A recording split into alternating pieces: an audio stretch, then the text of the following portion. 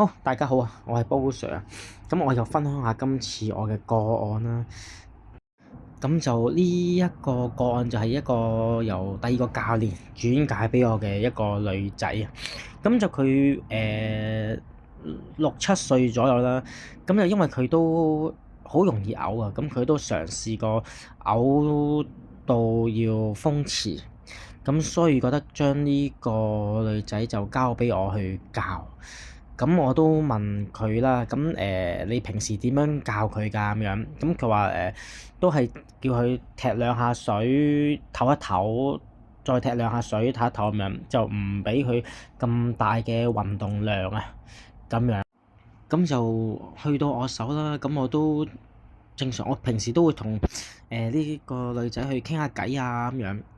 咁啊，我都跟翻之前嘅阿 Sir 嘅方法啦，即係游兩下停一停，游兩下停一停。咁我就當停嗰陣時咧，咁我就會同佢做一啲手法上嘅一個治療啦，即係或者一個鬆解啦。咁因為其實佢哋好多時都耐性都冇乜嘅，咁即係一開始入嚟就話阿 Sir 幾時放學啊？幾點鐘啊？仲有10零分鐘放學咯喎，咁樣可唔可以早走啊？咁樣咁我哋都唔會同佢糾纏一個時間嘅問題，即係同佢糾纏時間係冇用咁。咁跟住叫佢再做翻一啲動作，踢板啊，練習呼吸啊，咁樣去做。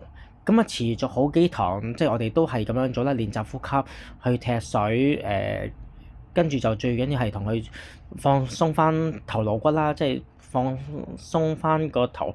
你當係想繼續幫佢打開個頭部，令到佢間屋大啲，等佢啲血氣行得好啲啦，咁樣去做嘅。咁就經過我好幾堂咧，我同佢大約處理做咗7、8堂、9堂左右咁樣，即係喺咁多堂裏邊，佢都冇嘔過。佢由以前唔想游水，成日問時間，到最後佢唔會同我講幾點鐘放學，佢係好樂意游水，佢好想繼續挑戰自己。佢原本揸浮板游水，佢去到一段時間啦，即係8、9堂，佢練熟咗，佢就開始唔想用浮板。嗰個意志係相當之好，佢有個好好嘅意志，個意志力大咗，投入咗游水呢個運動。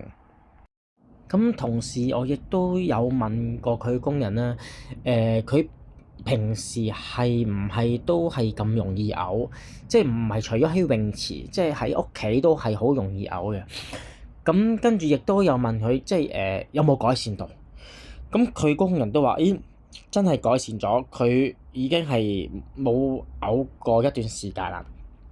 咁我就覺得都我有一個即係呢個手法上嘅嘢係真係可以幫到佢嘅。